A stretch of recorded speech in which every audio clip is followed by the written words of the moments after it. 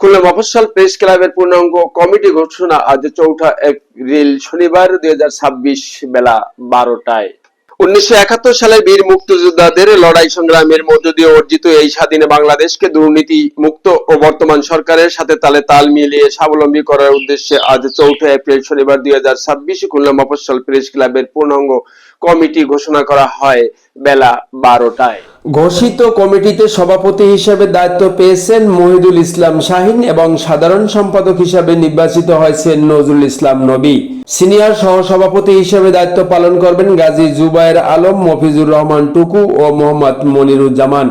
সহসভাপতি হিসাবে রয়েছেন বরুণ কান্তি মণ্ডল, গোলাম কিবরিয়া তুহিন, মোহাম্মদ শাহ নেওয়াজ, মোহাম্মদ কামরুল ইসলাম, মিসেস মারুফা বেগম, মোহাম্মদ আসাদ গাজী, অমলেন্দু বিশ্বাস ও মীর ফারুক হোসেন। সহ সাধারণ সম্পাদক হিসেবে দায়িত্ব পেয়েছেন SM শামীম, তাজউদ্দিন আহমেদ টুকু, মোহাম্মদ সাব্বির আহমেদ, মনিরা বেগম মনি, মোহাম্মদ মাসুম বিল্লাহ ও মোহাম্মদ মঞ্জুর আলম এবং মোহাম্মদ রিপন হোসেন। কোষাধ্যক্ষ হিসেবে রয়েছেন মোহাম্মদ মাজাহারুল আলম এবং সহ কোষাধ্যক্ষ হিসেবে দায়িত্ব পালন করবেন মোহাম্মদ মঈন উদ্দিন। সাংগঠনিক সম্পাদক পদে রয়েছেন রাজীব হুমায়ুন রাজু ও আলী ইমরান জুয়েল। সহ সাংগঠনিক সম্পাদক রফিকুল ইসলাম টুকু। প্রচার সম্পাদক হিসেবে দায়িত্ব পেয়েছেন মোহাম্মদ জাহিদ হোসেন ও সাংবাদিক মোহাম্মদ আব্দুল আলিম। দপ্তর সম্পাদক হিসেবে রয়েছেন মোহাম্মদ সেলিম রেজা ও মোহাম্মদ রোমেল।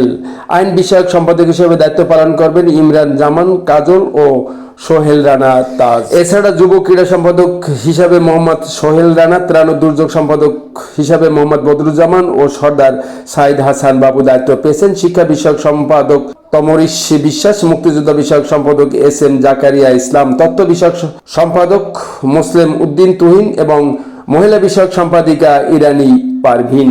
সাংস্কৃতিক বিষয়ক সম্পাদক হিসেবে অজিত কুমার রায়, পরিবেশ বিষয়ক সম্পাদক মোহাম্মদ আরিফুজ্জামান নয়ন এবং ধর্ম বিষয়ক সম্পাদক হিসেবে দায়িত্ব পালন করবেন আব্দুল জলিল ও নিত্যনন্দন মহলদার।